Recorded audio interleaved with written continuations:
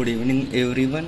मेरा नाम मोहम्मद आदिल है और आज हमारी एंशियंट हिस्ट्री का 5वां लेक्चर है और आज का हमारा टॉपिक है महाजनपद्स जिसको सेकेंड अर्बनाइजेशन भी कहा जाता है।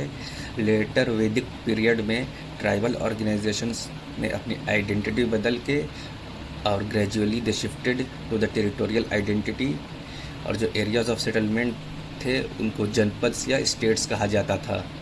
इन transition from tribe to monarchy they lost essential democratic pattern of the tribe, लेकिन आइडिया ऑफ गवर्नमेंट रिटेन कर लिया था through an assembly representing the tribes. This states consisted of either a single tribe such as Shakyas, Koliyas, Mallas या एक group of tribes होता था। हर जनपद का एक दूसरे को डोमिनेट और जो सब्जुगेट करने की कोशिश करते थे ताकि वो महाजनपद बन सके। टोटल 16 महाजनपद थे। आइए उनको डिटेल में देखते हैं थोड़ा। पहला महाजनपद था गंधारा, जिसकी कैपिटल थी तक्षशिला, जो कि काबुल और रावलपिंडी के बीच के एरिया को कवर करता था नॉर्थ वेस्टर्न प्रोविंस में। नेक्स्ट था कैम्बोजा, जिसकी कैपिटल थी राजपुर, जो कि पुंछ एरिया को कवर करता है कश्मीर में। नेक्स्ट है असमका, जिसकी कैपिटल है पटना, जो कि Paithan, modern Paithan in Maharashtra on the bank of river Godavari area को कवर करता है। नेक्स्ट है वत्स, जिसकी कैपिटल है कौशाम्बी, जो कि इलाहाबाद और मिर्ज़ापुर डिस्ट्रिक्ट एरिया को कवर करता था। नेक्स्ट है अवंती, जिसकी कैपिटल है उज्जैन, जो कि मॉडर्न मालवा रीजन को कवर करता है एमपी में। नेक्स्ट है सुरसेना, जिसकी कैपिटल है मथुरा, जो कि मथुरा रीजन को कवर करता है, जो उत्तर पाथ और दक्षिण पाथ के जंक्शन पे आता था। नेक्स्ट है छेदी, जिसकी कैपिटल है शुक्तिमती, जो कि मॉडर्न बुंदेलखंड एरिया को कवर करता है। नेक्स्ट है मैला, जिसकी कैपिटल है कुशीनगर या पावा, जो कि modern districts of Deoria, Basti, Gorakhpur in eastern UP में कवर करता है। Later merge into Magadh kingdom. Next है कुरूज, जिसकी कैपिटल हस्तिनापुर या इंद्रप्रस्थ है, जो कि मॉडर्न हरियाणा और दिल्ली एरिया को कवर करता था, जो वेस्ट ऑफ रिवर यमुना के है। नेक्स्ट है मात्स्य, जिसकी कैपिटल है विराटनगरी, जो कि अलवर, भरतपुर और जयपुर एरिया को कवर करता है राजस्थान में। नेक्स्ट है वज्जीस, जिसकी कैपिटल है वैशालीज, जिसकी location river north of the river Ganga in Bihar. It was the seat of United Republic of 8 smaller kingdoms, of which Lichvis, Janatrix and Vidhas were also members. Next है अंगा, जिसकी कैपिटल है चैम्पा, जो कि मॉडर्न डिस्ट्रिक्ट्स ऑफ मुंगेर और भागलपुर को cover करता है बिहार में। The kingdoms were later merged by Bindusara into Magadh. Next है काशी, जिसकी कैपिटल है Banaras, located in and around present day Varanasi in Uttar Pradesh. Next है कोसला, जिसकी कैपिटल है Shravasti, covering the present districts of Faizabad, Gonda, Bahraich etcetera. Next है मगध, जिसकी कैपिटल है गिरिविराज या राजगिरी, जो कि मॉडर्न डिस्ट्रिक्ट्स ऑफ पटना, गया और पार्ट्स ऑफ शाहबाद को कवर करता है। नेक्स्ट है पंचाला, जिसकी कैपिटल है एछत्रा, वेस्ट पंचाला या कंपिल्या, साउथ पंचाला, जो कि Rohilkhand and part of central Doab in Uttar Pradesh को कवर करता था। 16 महाजनपद्स की 600 BC में जोग्राफिकल लोकेशन क्या थी, आइए देखते हैं। कैम्बोजा गंधारा, जो कि पाकिस्तान और अफ़गानिस्तान के बॉर्डर पे थी। कुरू यानी दिल्ली हरियाणा के बॉर्डर पे। शूरसेना यानी प्रेजेंट डे मथुरा। कोसला यानी प्रेजेंट डे अयोध्या। काशी यानी वाराणसी। मगध यानी बिहार। जक्का यानी north Maharashtra.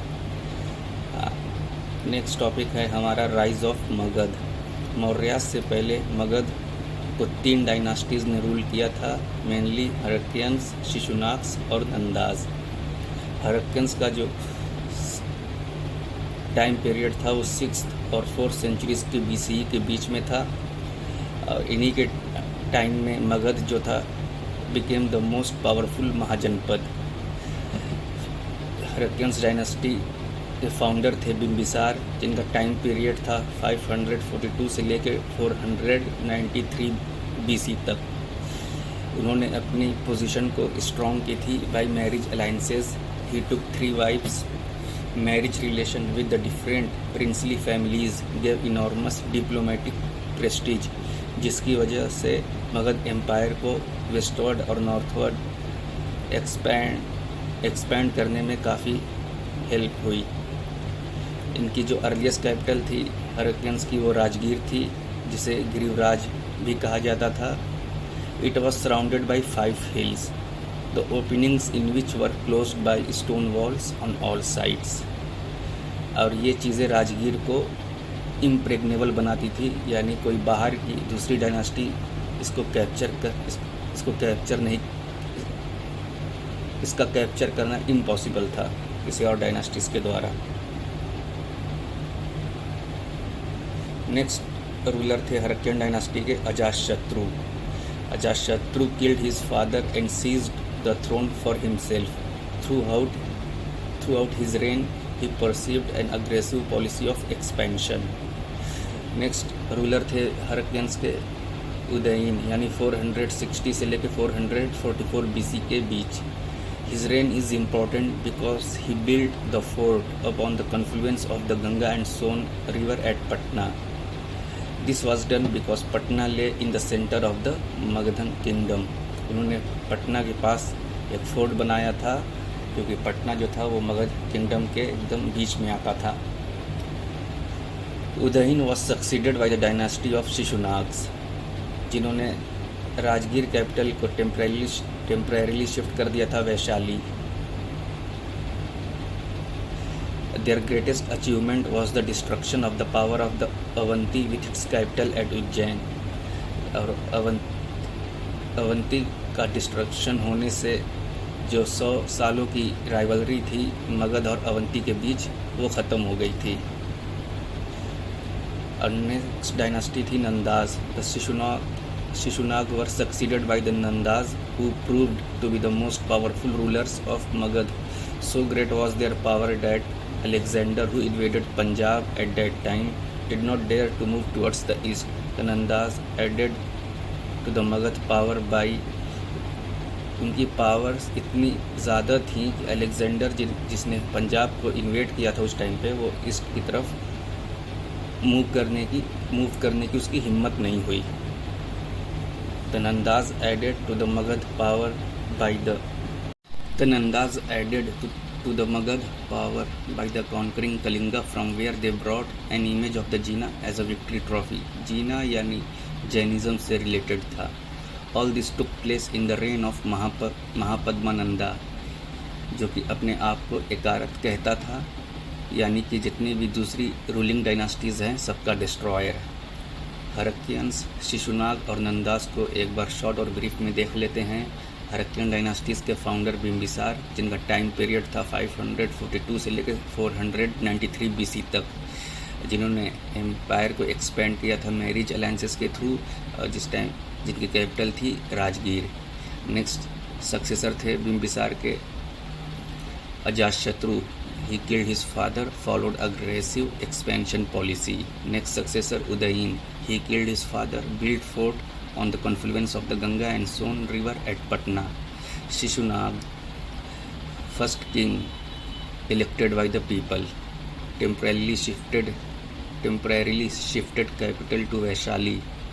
Destruction of Avanti, 100 years old struggle.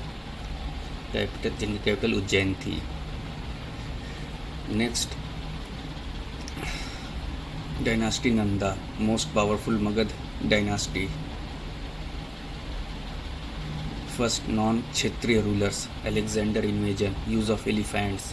Mahapadmananda, title Ekarat, unorthodox character, Buddhism etcetera, easily spread. Reasons क्या थे for the rise of Magadha? Rajgir और पाटलिपुत्र की स्ट्रेटेजिक जोग्राफिकल लोकेशन होने की वजह से नेचुरल रिसोर्सेज बहुत ज़्यादा अवेलेबल थी, जहाँ पे आयरन पाए जाते थे, जो कि मगधन रूलर को इफ़ेक्टिव वेपन्स बनाने में काफ़ी हेल्प हुई। Alluvial soil of the Gangetic plains और सफिशिएंट रेनफॉल होने की वजह से एग्रीकल्चर प्रोडक्शन बहुत अच्छा था। Development of towns and use of metallic money boosted trade और कॉमर्स।